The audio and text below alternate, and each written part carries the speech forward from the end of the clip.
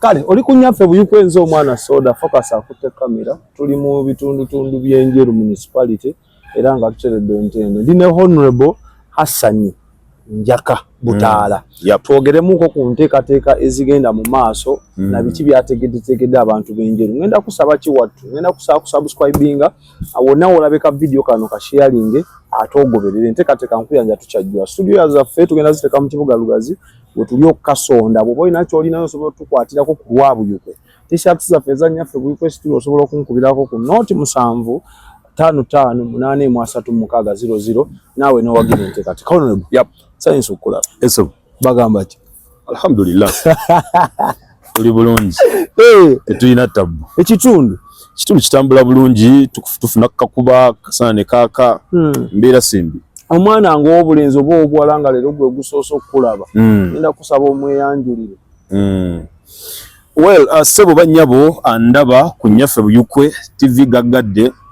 okusooka ddala neebaza oyene yajja n'ekirowoozo kino maize nina okukkiriza mu bulamu bwange nti buli kinene mu nsi muno kyatandika nga kirowoozo. Tulabake mwatandika ekintu kino kijja kutuuka ekiseera efuuke mega media house ogamba abantu twatandika nakasimu ate kino ng'abasaaga ntudda ku iPhone netugula zi kamera kati tuli kuzize nyini enkambwe. Amanya n'eddoboozi nze Njaka Hassan Muwanga ndi mwana nzaalwa wa mukitundu kya Njeru ku Kalamatendo Embiko mu Kyawagu zone nzaalibwa omukyala Zula Nancha okuva mu Kanyale family n'enzaalibwa omwami Njaka Yahaya okuva mu Njaka family ezebbiri family z'amaanyi nnyo mu mbikaawo. Ndi musajja munnamawulire by profession era emirimu gyange gye nkola ne Busoga Royal Radio nze programs director oba atwala buli kigenda ku mpewo ku radio eyo so bw'owulira ensobi ku mpewo manyanze bw'owulira ekirungi era omanyanze. Maze emyaka nga 11 nga ndi media industry natandika media career yange ne Apex FM neva ku Apex nengenda ku Baba FM neva ku Baba FM nengenda ku Busoga 1 then cut right now ndi ku Busoga Royal because Busoga 1 yamana eyawulamu nezaala Busoga Royal so kati awo wendi nga programs director then mu bukulembeze ndi kansala nkiikirira ky'abaggu ku Njeru Municipal Council ekisanja kyakubiri ekisanja kyasooka nali independent kino ekyokubiri nenzijanga member wa NUP mu council wano nina office ziringa 2 endala zenafuna kati zentambuza nze chairperson wa Works and Technical Services Committee era nze chairperson wa Building Control Committee akakiiko akavunaanyizibwa ku kuyisa zi plan mu Njeru Municipal Council. Era gwe n'obuuza lwaki akazimba ako tekavaawo lwaki ekizimbe kino bakizimba ffe tetuliiwo naye bwe twajja balivunaanyizibwa waffe okukimaliriza era zezimu ku nsonga zitwassaako nnyo essira bukyanga twajja mu kisanja ekyasooka. Mu kisanja ekyasooka twasanga ekizimbe kino nga bakizimbira ku looni nga batubanja $2,250,000 ne tulisasula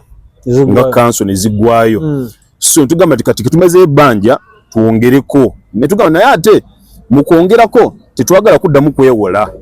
kuba buli weweewola mu kisanja kyo kiba kitegeeza ekisanja ekijja oba olekera banno obuvunaanyizibwa amabanja tugamba nti nedda kitugenda okukola katukozese essente zetujja mu bawi b'omusolo kyabaita local revenue twongereko flat emu bwe tunamaliriza abaliddewo balyongerako eyokusatu kubanga plan yakyo yali ya ground floor first floor ne second floor. Now bwe tukola due diligence okutegeera tukoze ki okwongerako ne tukwatagana ne bayinginiya okuva Ministry of Works ne bajja wano ne bakebera ekizimbe balaba bakituukana n'okwongerebwako bakisanga nga tekituukana na mutundu gwa kwongerebwako flat ndala nga batugamba ekisooka emitayimbwa gye bakozesa gyali mitono batugamba nti tekijja kusoboka so ne tuba tusigaza option emu kukisereka nga bwe kiri awo kuba kati embeera gye kirimu awo enkuba bw'etonnya kiyingiza amazzi so kiri dangerous akaseera konna tuyinza ofuna disaster nti ekizimbe kya kanso ya Njeru kyagudde ku bakansala bonna kawedde so era nze tera nnyo okugamba batekinika nti mwe ba implementers ambaga nti bannaye nsaba kinagwa tubirenga fe vakansa tuliwo kwa fe twayisa dda ne tubagamba nti bwe mwalemerwa okwongerako kala at least musereke kuba it is very dangerous esalayo kigenda okwabika nga mulimba kuba twabagamba nti musereke ogwaffe gwagwanese tugati esente zizo musereke so bo badiwa implementation yaabwe there is no one asobola bafo era nze mbagamba nti nsaba nnyo bwe kinagwa tubirenga ffe tuliiwo kanso teri asobola bafo singa to implement you see kati fenga council tumala okukola tetuta resolution oba ebiteeso yaffe nimala okuyita kati kiri eri technical wing ekulembera town clerk ne team ye okuteekesa mu nkola bituba tuyisizza then executive olukiiko lwa mayor ne ba secretary be betuyita ba ministers be bateekwa okulondola okakasa nti council kiyayisa kikoleddwa era ne balipotinga back to council nga baita action paper bayina olupapula lwe baleeta mu full council kubanga council etula luvannyuma lwa myezi 2 so tuyisa ekintu tulaga nti bye twateesa luli mukozeewo ki bajja nkibaita action paper tukoze kino tukigezezaako kino kyagaana lwa nsonga ABC tuterezeemu wano so ffe twakola ogwaffe naawe omupiira guli ku technical wing njagala nkijje kuggwere ne bannabuyikwe bakimanyi nategeezebwa nti Njeru municipality yemu ku municipality ezisolooza omusolo omungi yes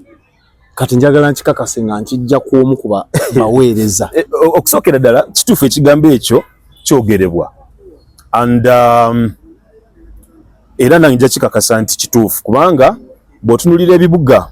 tebiina nnyo resource envelope oba tax base webijja musolo wakati ffe ku level bwe tugamba nti katwogere ku municipalities ng'oggyeko Kira ng'oggyeko Entebbe tuyinza okuba tuli mu Kyakusa tuba Kyakuna mu municipalities ezisinga okugibwamu omusolo kuba first of all tulina amakolero mangi nasembayo kucheckinga ne office ya physical planning nga bandaga tuweza factories 56 muno mu Njeru municipality muka okitegeera kitegeeza tulikola because tulina industrial park eri wansi eri Nyenga ogimanyi bulungi tulina amakolero mangi mu Wakisi wano ni wano mu Central Division waliwo factories nyingi nyezi zimerukawo so nga kiraga nti we are moving forward towards industrialization now kyo kitegeeza nti Njeru evaamu omusolo ogumala yes naye nawulirako complain because nayogerako ne councilor wa division eya Njeru central nangamba nti mutuuka n'okulemererwa mu okwegulira ng'emmotoka eyola akasasiro wammwe ne munyigiriza bo gye beegulira ne mugibawambako ne mugireeta ate eno nengamba nti abantu abaali stable we batabasobola okwesolooza ssente nnyingi bo baziteekawo ezaabwe anti kakati bwe tuba tubala municipality yetwala divisions era omusolo gusolezebwa divisions nga Nyenga Central ne Wakisi gwonna tugubala nti gwa municipality okitegeera kuba ffe nga municipality ffe tugereka emisolo then aba divisions ne basolooza bwe bamala okusolooza ne baleeta ne tusigazaako ne tubaddizaako sente endala yes so bwe kitwe bwe kiba mwe babagabirako anyway lwaki tulandagga obadde council service emirundi ebisanja 2 tebalina kukoowa lwaki wa shiftize n'ogamba kangende ku level endala okusookera ddala nze ng'omuntu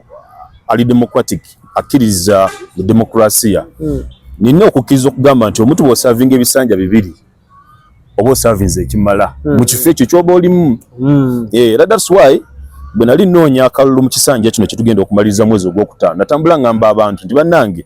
mumpe ekisanja ekisembayo wakibagamba yes abantu banga bakyabagu nti bannange mbasaba mumpe ekisanja ekisembayo mbaweereze mungu bw'anaaba accident ne tubeera tukyalina obulamu ngende ku kifo ekirala reason being nze abantu ba Kyabago bampa bwa kansala nga siweza myaka 3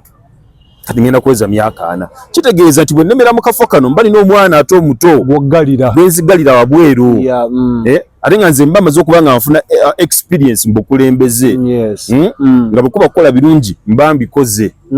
byensobola okusinziirako nengenda kuleveddako okitegeera kati buli booseseetuka wano woovudde olekawo gap omulala najja ogulira because ebifo bino ebya wansi bya affirmative nti biyambako kuzimba bakulembeze yes jangu beerawo seseetuka olaba kati mu Uganda wano olwokuba tubadde ne president n'abeera ku ntebe okumala emyaka kati 40 twafuna kyebayita political stampede era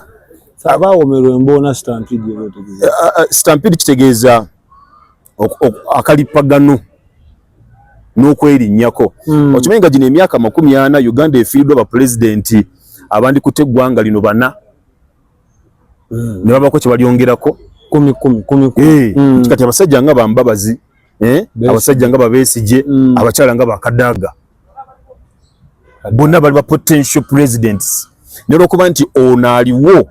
yalemerawo bano basigala bakubagana ojjukira olutalo lwali wakati wa Kadaga n'Embabazi lwali lw'amaanyi nnyo era lugenda okumaliriza nga Mbabazi bamunafuyiza Kadaga ne wuyo bamunafuya bamaani bamukolera munogere eddagala okitegeera era kati bw'obuuza abantu bannaye Museveni bw'avaako tuzaakaani tukyasobola kwogera ku Mbabazi tukyasobola kwogera ku Kadaga balina stand by generation kati yaliwo so omuntu waba mu kifo okozinga stampede okozinga akalipagano ne kiviirako abakulembeze abalala okufa kati ensonga kizinaga nti kembadde kansala ebisanja 2 let me create space ne bano abaana abalala abatandika ebyobufuzi nabo bajje bayingire mu system nze bwe neyongere waggulu n'omulala bwajja bwe neyongera n'omulala bwajja era nga tutambula bulungi bubeera bwetyo ng'oggyeko statement ezo z'okoze oza ki ekizoleetera omulonzi oyo okulonda ekikufuula ow'enjawulo ku banna abalala abali mu press okusookera ddala obukulembeze oba omukulembeze oteekeddwa okuba nga ebirowoozo byo n'amaanyi go obiteeka ku kulaba nti okulembera abantu okubatuusa ku ekyo kye bakusuubiramu oba kye basuubira mu mukulembeze n'okuteekawo enjawulo okitegeera so omuntu yenna atalina karakita eyo erowooza ku muntu ng'asaba obukulembeze kyandibadde kirungi n'obuleka banna abali mu resito balaba mu mbala eyo basically batono kubalimu yes because wala bakoze omuzungu kyayita blatant mistakes eziri obvious because gwenga omukulembeze bwobe na decision gy'oyagala okukola oteekeddwa okusooka okwebuuza nti abantu bange banaawulira batya nti nkoze kino banampulira batya banandaba batya nga nkoze kino banaawulira batya nga abampulidde nga njogera kino okitegeera so at the end of the day ogenda okwesanga nti abantu abamu abazze ne bava mu bukulembeze ng'abantu babawanda lulusu kibakuba nti bava ku nnono y'okuba nti omukulembeze oteekeddwa okuba nga okola ebyo abantu bakusubiramu kubanga ffe ng'abakulembeze abantu tebatulonda olwokuba nti ffe tusinga obugagga tebatulonda olwokuba nti ffe tusinga okusoma oba ffe tusinga amagezi oba okulabika obulungi just bakutunuulira ne bakulabamu ekintu kiri ekyenjawulo agati omwana ono kireka butumuteeka wano asobola okutuyamba ne tufuna kino nakino so buli lwova ku nsonga ez'abantu bwetubeera mukulembeze so gwe weerabamu eyo embala egatta abantu etambuza eddoboozi ly'abantu exactly that's why nze mpangalidde mu njeru muno mwe nazaalibwa mwensomedde mwembeera ne bwendifa mujja okuziikibwa naye toliwulirako wantu wonna nti njaka yakola kino nga si kwewaana si kugamba nti nga si kwewaana kuyiye waalaikum salaam rahmatullah mzee tuli ku live wano tuli ku program olinamu ekyenjawulo awo tuddeko emabega kati obadde kansula wa NUP wali mu kamyufu n'otafuna kaadi n'ojeemera ekibiina n'okiryamu oluko n'ojja bwa Namunigina lwaki ekisooka nze ndi mukulembeze era mu National Unity Platform era okyalimu era okyebalamu yes era sebo nze mwogezi nze ssenyonyi wanje li municipality wa National Unity Platform sinafuna ku baluwa engoma mu kibiina amanyi lwaki ekibiina kikola n'abantu era decision ogenda ogiteekinga ng'omanyi principles eza party exactly once you fail to get flag the mabega wa candidate exactly now you see bwe mubeera nga muli mu party structures n'embeera gye twalimu ey'okubanga bagaba kaadi bintu bingi ebyaliwo era ndi sure owulidde ebintu bingi abantu bye boogedde experience embi experience etali nnungi abantu gye baayitamu kyesimanyi wabogera mazima obogera bulimba okitegeera. First of all ekibuzo kye nkusubiramu gwe ng'omusajja omukugu mu bintu bino wandibadde ombuuza nti kiki ekyakukomyawo nga independent lwaki wazze esebo okusookera ddala lwaki nakomawo nga independent process yali unjust teyali ya bwenkanya towards the end mu mbeera ki okusookera ddala twakola byonna nga byatugamba kola ground genda ku kitebe genda mu vetting byonna ne tubikola nze ni musajja munnamawulire natuuka mu vetting ebibuuzo bibambuuza era byo binange byembuuza abantu ngamba kyazizza tewali kipya core values z'ekibiina ze ziriwa nenziteekawo emirimu gy'omubaka wa parliament ena emikulu gye giriwa nengiteekawo singa oba oyisemu kuba MP abantu bosubira kubakolera ki nembyogera ebibuuzo bye bambuuza so nenva mu vetting nga ndi sure nti ku 40 at least bayinza okugamba nti oba wanazinga ettayi ekyuseemu katumuggyeko emu nga biri outside ebibuuzo kwetegereza ku score card ebibuuzo nga bye babimbuuza bwe nabiddamu bwe tudda ku ground ze mbadde mukulembeze office gye ndimu nga kansala n'enkolagana yange ne bakansala balala teri constituency ya muntu gye situuseemu wano mu Njeru municipality no nga tukozeemu emirimu kwa kati ndi chairperson wa technical works committee office eyo empovu vunaanizibwa okugenda okulondoola enguudo ezikolebwa buli oluguudo lukolebwa kikakatako nze nga chairperson ogenda okukola monitoring awali ebikyamu nga nti muterezeewo wano kino ekigoma mwakoze kifunda wano mwawinoonye wano so si kwogera nga office kyerina exactly any reports nezikola nemu office ya engineer gye ziri ne wa town clerk so embeera eyo neebanga empadde etutumu nga amazima mu Njeru omuntu atamanyi njaka mpozi nga yazze ejjo naye oba wazze ejjo nga avudde Busoga bwe watomanyi nga kansala otekudde okuba ng'omanyi ng'omukozi w'oku radio okitegeera so awo nawe nesuubira nti nja kusikowalinga but later bwe tumaliriza ebyaliwo byaliwo amanya ne gafuluma waliwo n'omu yankubirako esimu nanga nti asania congratulations zinyere kweriri linda bakulangirire gwe ogenda okole ki ng'oyo waawo ali eri waggulu amasimu bagakubanga so eventually amuliro ne gajja nga sifunye kaadi ne batugamba nti atamatidde nteekateeka eno kola petition tujja bayita tubawulirize ogikola nenkola petition petition eyo nenjiteekamu ensonga semasonga zaali 3 ensonga esooka ng'egamba nti omukulu gwe muwadde kaadi mu kalulu kali akawedde aka 2021 yali mu vetting process yaffe y'ekibiina ne batamuwa kaadi nadda nga independent ekyali kimenya amateeka ga pate by then kyokka ate bwakomyewo mu kifo ky'okumugamba nti kuolwa tukalabi wali disiro eri pate sookodde ku mabbali tukyakwetegereza mu mawadinze ticket so mulinga abagamba nti omuntu bwe bakusinga oli waddembe okudda ate ku mungi oguddako ojja kujja tukuwe ticket naye ati ekyo lwaki tukitunuddeemuko kino ensonga esooka then ensonga ey'okubiri nga nawandika nga nategeeza abakulu nti mwatugamba nti tukole ebitundu 6 ku ground ebitundu 4 mu vetting njagala mumpeko ku score card ondabe bwe nakola bwe kiba kisoboka okuba nga ndaba kuliza tuseedo ezo kijja kunyamba okwepima nga nti ekitegeeza ground ina okwongera muko 2 mu gumu mbeere w'amaanyi then vetting kino ekibuuzo nakigwa saakiddamu bulungi kanyongere ku division okitegeera ensonga yali yakumeka yakubiri ensonga eyokusatu yali yaga nti bannaye omuntu ono gwe muwadinze tiketi mu Njeru nga okujjako okuba nti azalibwa mu Njeru tetumanyi waasula alina amaka kati gwomanyi gyasula amanyi waasula kale wapangisa kuba nawulyako statement emabegako ku mulembe naddala guli ogwa Lwangajjemu nti n'enkiiko ezimu zaali zitulanga mu makaage anti by then n'agatunda by then ate n'ennyumba yali apangisa which is okay because ekikulu kya butuuze issue tebera yakupangisa oba kuzimba naye tugamba nti mu constituency osula wa talina waasula gwomanyiwo so ensonga ezo 3 zinateeka mu petition so neninda batuyite nina mikwano gyange ab'e Busoga baabayita abebugisu babayita n'abala wano ffe mu Buganda tebatuyita tebaba wansonga lwa tukayabukeze ku machanga tula list efulumye ati this is the final list nga tewali na nsonga nga tewali atukubidde simu tewali atuyise nga ati ate abasajja batugamba tuteke petition because there was a petition bwomala ku petitioninga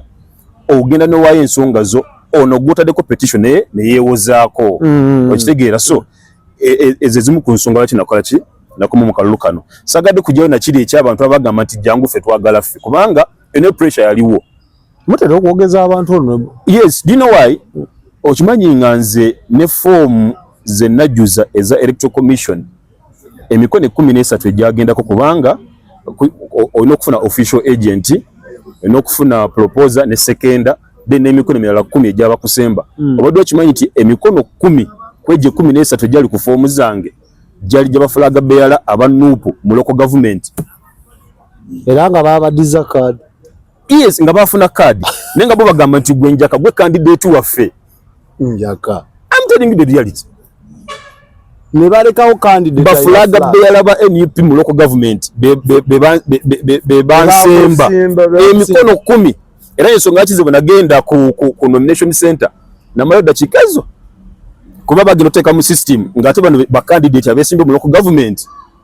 nga be ban seconds naga nti kati tuba tunonya ki kuba bano bonna emikono gya mituufu olwokuba ne benyini ba candidate mu kalulu so nga kabonera akalaga nti nze yali candidate wabe bali bawuliramu emirembe okitegeera so otutandika akalulu naye awo nga sinaba kutuukawo nafuna mu kolumo oluvuuvuumo obuvuumo nafuna olugambo nafuna omukyala gabeta Faida n'abatanzi era bwomunoonyaako n'omulaba flag bearer kumane MP mugambe nti ojjukira mwali ku kitebe nga mina ensonga ezibatutte njaka n'akugamba nti olina ensobi gye wakoze wawandiise lisiti ey'abantu b'oyagala bakuweere kaadi ng'ogamba nti bano banaabawa kaadi ogenda kuwangula statement eyo ntuufu nze I'm telling you nafuna that intelligence era bwe twali ku kitebe ne ngamba Farida nti wakoze ensobi wawandiise lisiti y'abantu b'oyagala bafune kaadi mu buyukwe bwe yawandika lisiti ebyo kuba ekigambo statement eyo ngiwulidde since the one yes this is the information twali ku kitebe ne ngamba Farida nti maaso ku maaso yes wakoze by'okwengiza mu kaadi z'abantu kigenda kukukuba yakuddamu of course yabyegaana ninga gobiinako evidence yes yabyegaana ninga lisiti yagikoze era lisiti kaadi zonna nazisengeka ku bwa MP Njeru municipality ayagalani Lugaza ayagalani Njeru South ayagalani Buyukwe South ayagalani bonna ne bakansala ba chairperson aba district ayagalani ba mayor ba divisions ayagalani ba kansala ayagalani ekintu kati ne kibackfire linga so mu bufunze yes bonna abafuna kaadi ziri influenced exactly so ate percentage ya alina ekintu kye yankola obubi yam blackmailinga wakati mu lukiiko era bolaba nga Faida mugambe nti njaka tali kusonyiwa ya ku blackmailinga tuba mu lukiiko nga tugenzi twalina wins ebizibu byaba registrar bojukire scandals ezaaliwo tuba mu lukiiko Farida yenga n'abakuzi wa districts 27 asituka mu lukiiko agamba nti kunako olw'okulonda lwe twalonda ba president mu 2021 mbunze yandaba mu motoka ya RDC kunaku lw'okulonda mbunga ngandi ku diala form za Kyagulanyi nezize ngandi ndiziwa RDC honorable tayina diala forms ezo simanyi n'abala manya g'abantu basatu n'abalanze n'abala Kabagambye n'abala Semmambo ningamba Farida okakasa wandabako kunaku lw'okulonda Farida nasuka naga nti nze ndi musiraamu nakava ku Kaaba njaka wallahi billahi tallahi nakulaba motoka ya RDC onaku lw'okulonda wali mu motoka wallahi billahi tallahi nze ni musajja musiraamu kati muna mulaide uliriza nze ni musajja musiraamu onaku lw'okulonda Farida saamulabako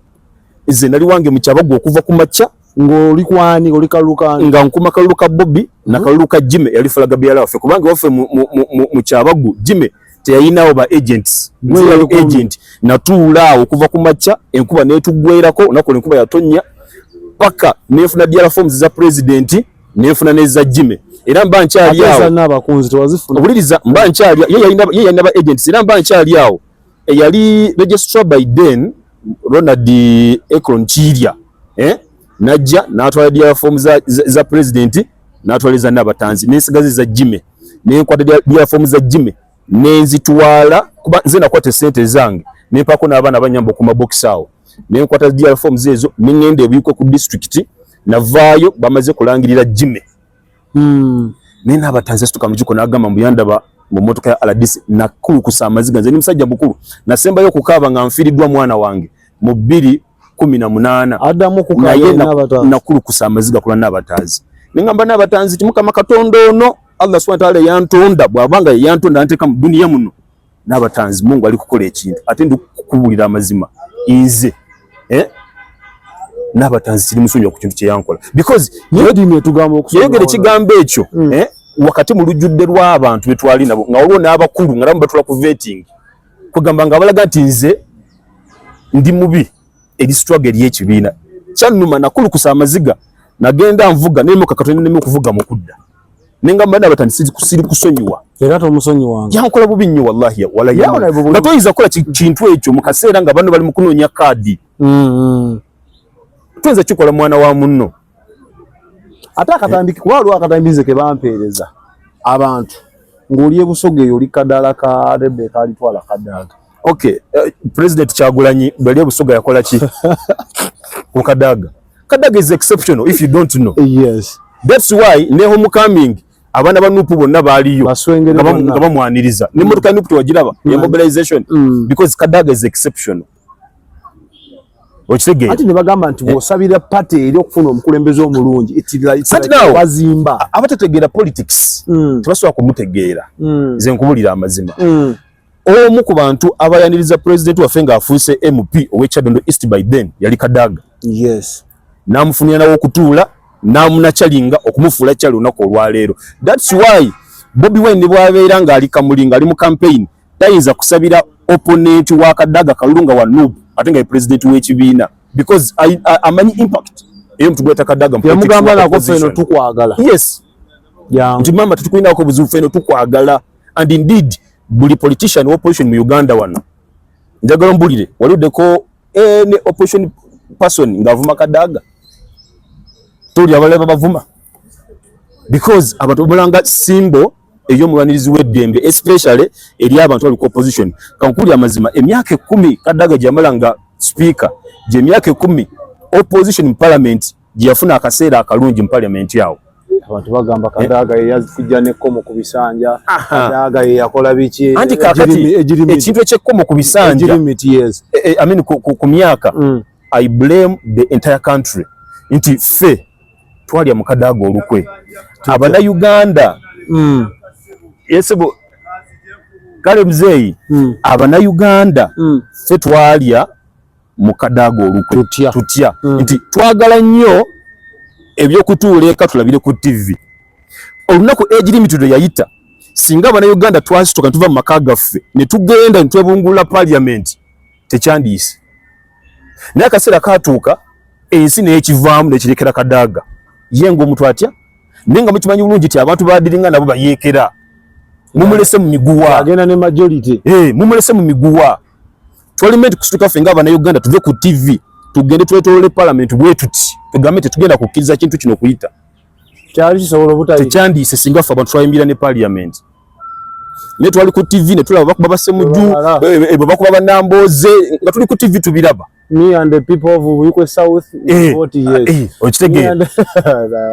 twalimendi kusitukiramu because ekyo kyali kyaffe ffenna si kya muntu omu oba abantu babiri nga parliament honorable nekino kankibuuze kozigwe I know waliyo meetings ko Kadaga Kadaga asigala wa amaanyi era nga legend era nga ali respected nga serving mu politics oba nga awumudde nadde bali ne tumwebuza cause ndabanga akaddiye you see nze nkolera mu Busoga era bukyanga nva mu ssomero okujjako nakulirako mu nayitirwa emyaka 2 after emyaka 2 emyaka gyange gyonna egy'obukozi nkolidde Busoga lwaki Kadaga abantu balwana asooka asigalewo Busoga tenaba kunakyalinga mukulembeze ku level ya Kadaga asobola okunyira maaso ga Museveni n'amugamba nti sebo kino abasoga bali ku 9 tebuwa bunafubwe nga yatateese kuzimba balinga and listen okay nga tateese kuzimba balinga ye yani ya muzimba because omukulembeze bw'otezimba abalala bakuyambako obuyambi. You must prove nti oli mukulembeze naawe azimbika. Naye kati tuli ku mugigi guno ng'abantu banoonya kyakulya tebakyafayo ku kuzimba kalya na kukola mukululo mu byabufuzi. Okitegeera. That's why bucha ku macha n'olya nti parliament begabanyize milioni 10 begabanyize milioni 4 kati twakafuna information nti ate ba commissioner beyongedde milioni 4 milioni 4. Reason being nti abantu batuka time ne babanga tebakyafaayo ku legacy nti omukulu gwanga batu banazukira ko kyakwata kyakuulita nakyo. Okitegeera. Okisanga kusemazinga wa Africa nga ba politician bebasinga obugagga. The public servant yes. Nenga ate bogenda mu nsi nga za America Trump omu ku basajja abagagga sente ze zifunye tali mu politics. Definitely. Barack Obama yakolembera eggwanga eryo ebisanja bimeka bibiri eggwanga erisinga okubegagga nene mu list y'abantu 1000 abagagga talimu mu nsi yonna. Neve mu Uganda oba mu Africa oba otya ng'okulembera eggwanga eryavu ng'oli ku list y'abantu basinga obugagga obujjawa. So bo supporting Kadaga kubanga akyasabinga olwo mugaso abantu gwe bamulabamu. Mwagala asoke fuuka nga Moses ali. No, listen. Nature tugirekere Katonda. Okitegeera. Nze nkyewuunya osanga abantu bagamba nti Kadaga akaddiye aveewo naye ate Museveni n'omugamba nti agira abeerawo. Naye nga te Museveni asinga Kadaga emyaka 13 miramba. Ye bavuga jjajja tova ku jjajja sigalawo n'ate Kadaga omuto agenda okweza obwezi emyaka 7 ate ye aveewo ono w'ekinana mu 2 yasigalewo. So nature tugirekere Katonda but let us akaseera omuntu kasigala ng'akyali mulamu ng'akyasobola okutugasa, we must maintain that person. Okay, atukomewe waffe. So Bananjeru obawe essuubi nti wadde tewafuna card osobola okwenganga abalina cards zonna mu parties ez'enjawulo n'oyitamu era n'obakiikiriza. You see, akalulu kano ke tugendamu kalulu ka nsonga, an election of issues. Lwaki akaseera kano buli muntu agamba nti akalulu kano nga tekali mu vibe. Omanyi lwaki? Abantu bali bamanyira obululu obulimu amasasiti ya gaasi, bamukubye, bamusibye, bamutomedde, bamusse, bamuwambye. Okitegeera akalulu kabaamu ebikolwa ng'ebyo bigenda okukomekerera ng'abantu balondesezza busungu. Bambi babakubye nnyo, bambi bamusibye, bambi babawambye, oli n'alonda olw'ekyo. Sympathy. Yes, sympathy vote. Ku mulundi guno sympathy vote teriiwo. Abantu bagala kulira issues. Era ensonga lwaki ne president wange Kyagulanyi bw'atuuka awantu annyonnyola abantu ebintu byagenda okukolera abantu singa n'abafuuse president. Okitegeera abantu tebabigula ku lw'ekyo. Bamukubye nnyo bamusinye nnyo. So kitegeeza nti naffe bali ku level y'obwa MP ataasobola kujja kunnyonnyola abantu byagenda bakolera tajja kuwangula kalulu. Bana bitegeera nga bali apasima kuna waka pana kombya kalulu hakuna pesa pana kombya. Ati now issue ya sente yo yanjawulo nti esente mu kalulu zikola naye tezimala byonna. Zinaenda byeko ninako mukwano gwange spending a billion number mu kalulu naagwa.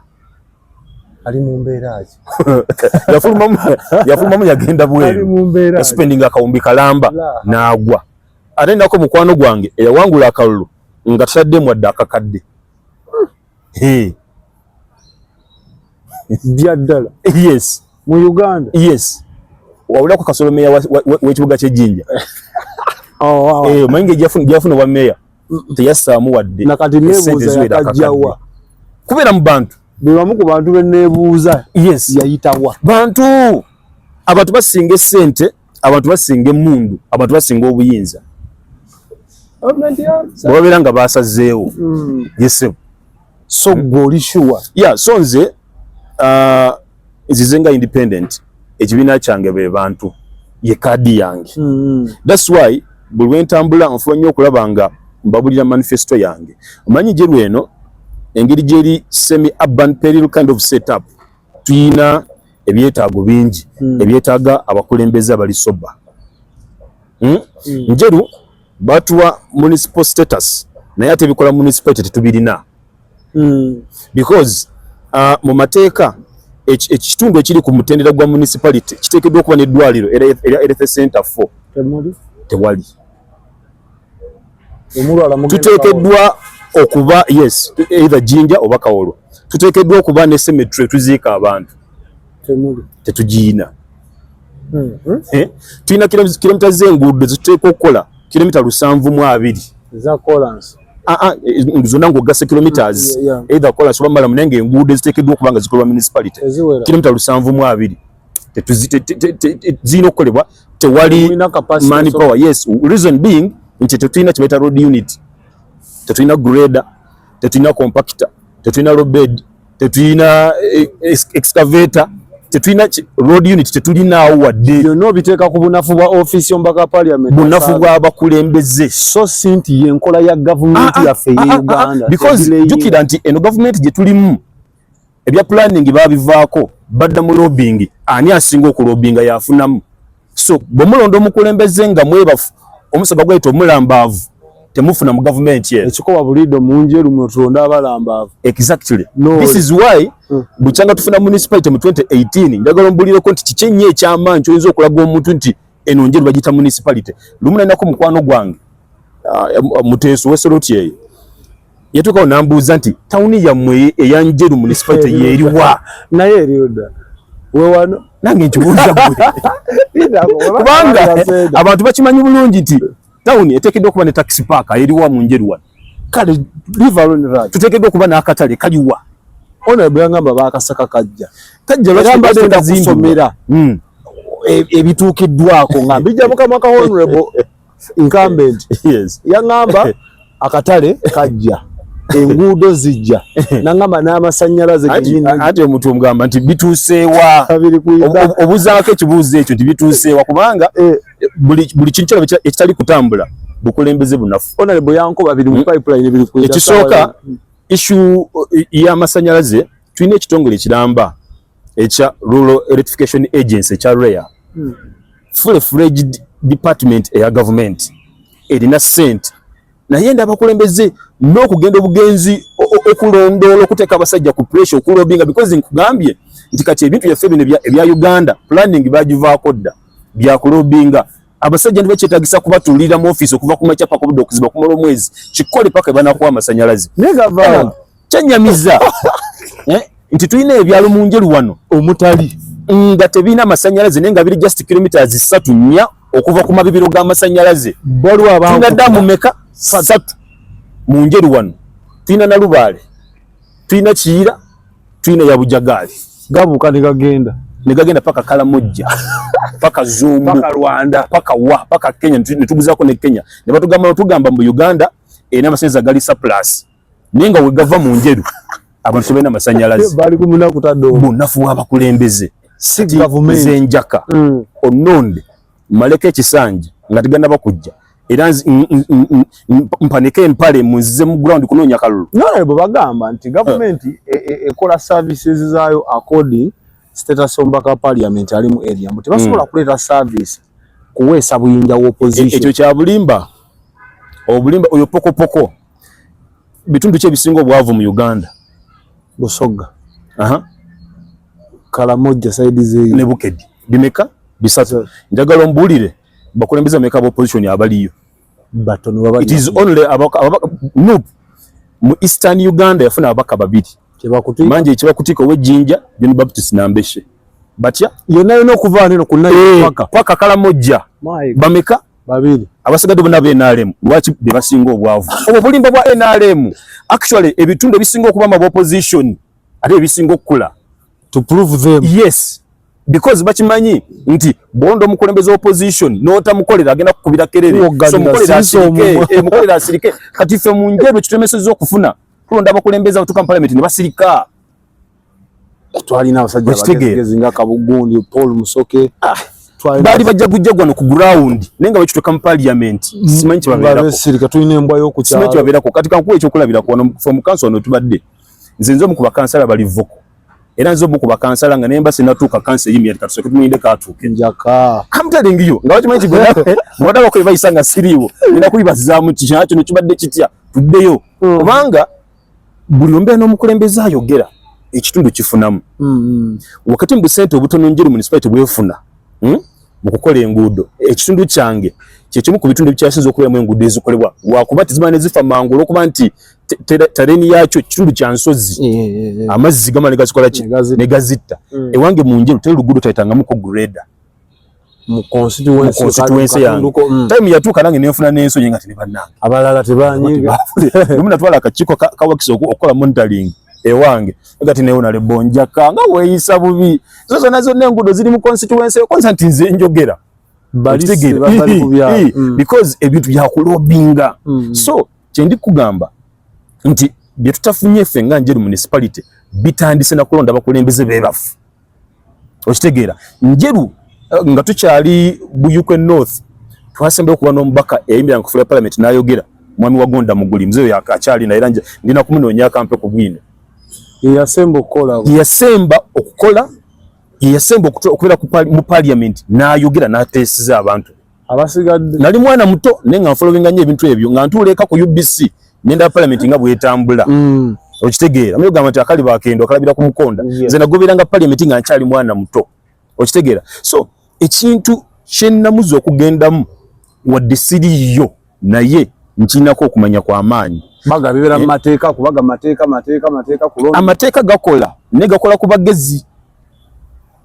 okitegedde govudde ku radio gende okige ebintu bya mateeka ate kadjukira nti ninamu ne background ya council ze Twitter rules of procedures za council tezakola nyona za parliament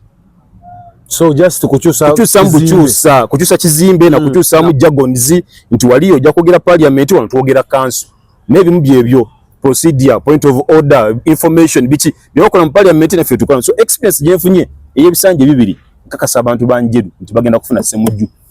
owanjeru municipality sinza kubeera mu parliament nga batisa ku nsonga z'abantu n'ensirika why nolindo wanika omukono nti those in favor say hi on contrary hi we amen the eyes have it unze oli mbaka wa parliament sijja kubogera linnya kuba siwa wala nnyo na Njeru bali baina amendment je bakola mu constitution speaker nagamba those in favor say aye on contrary nay nagamba nti aye speaker nagamba the eyes have it ekintu kiyise kitegeeza kifu okugamba so sometimes obukulembeze bwetaaga okubeera nti obukwasa omuntu anasobola okuyimira ku nsonga zamu ensonga kiffe tagala niyo ya campaign egamba nti londa njaka Njeru eyake ekyamasanyalaze eyo issue number 1 kwa agenda yange issue number 2 Njeru municipality efuuse industrial town amakolero mangi tugeeyanza gazette bebaza abagaleeta naye abaana baffe tebagafunyemu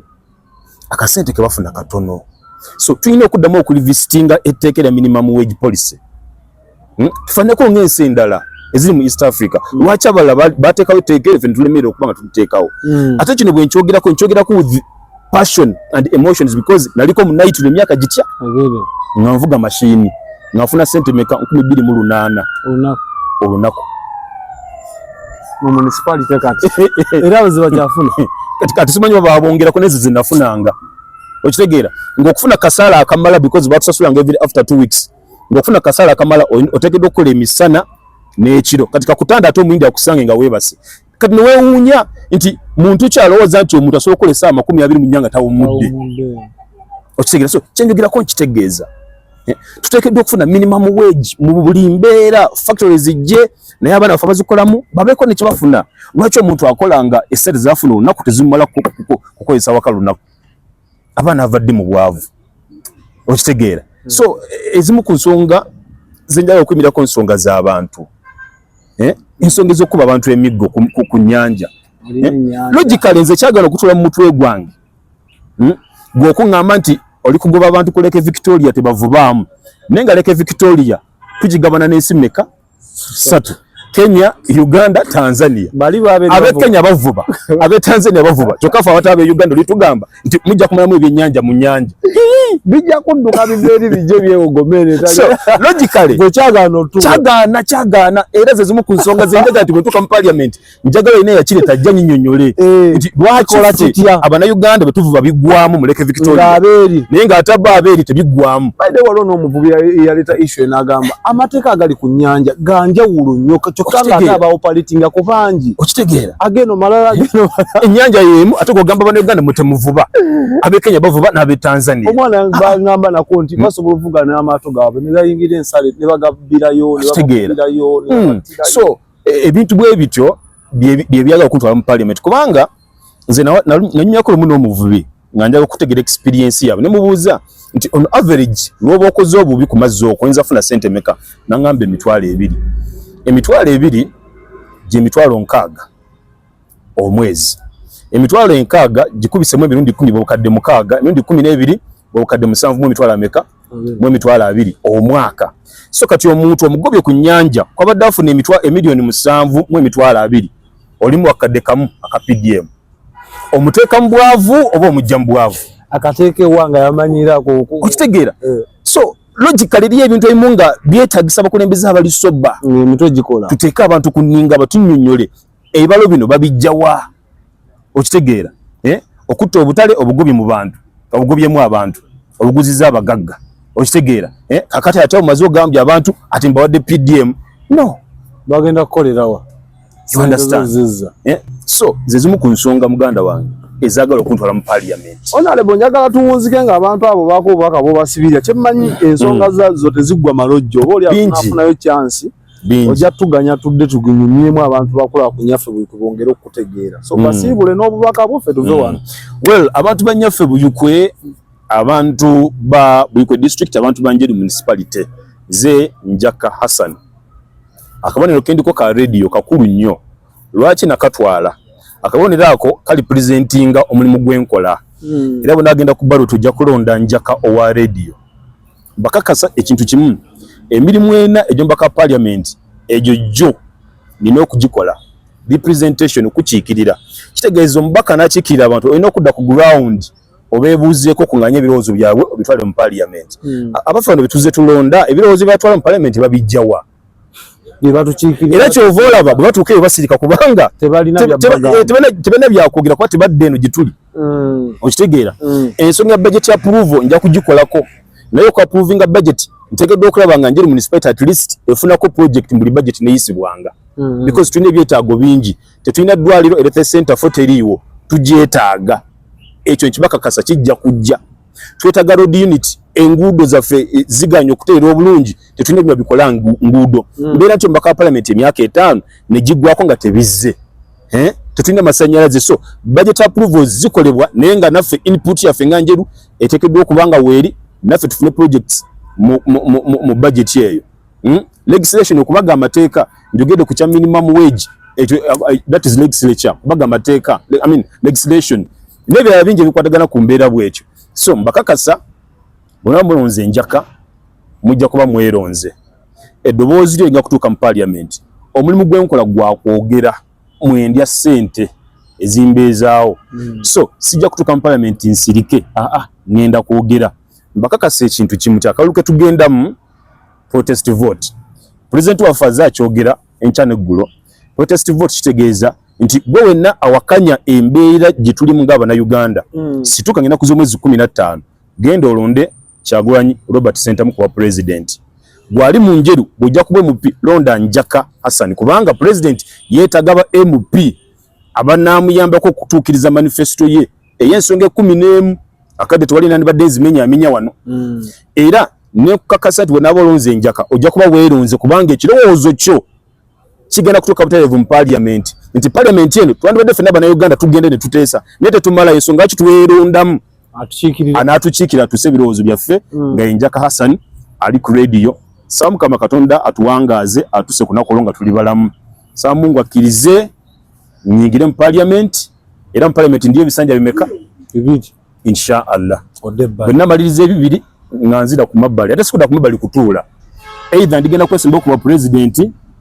bwende yangu obusobozi tebuliiwo ndyesimba okuba chairman wa district.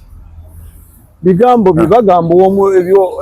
akuddira mu luyimba luwoomya. Sina kinyinza kwongerako wabula nzikiriza ayogedde bingi sengejja bwoba nayo kye tutakonyeeko comment section oba osobola okunkubira esimu direct gwenzeramu musisinkana mbimubuuze. For now mubeere bulungi mukama abatukumire. Bye bye.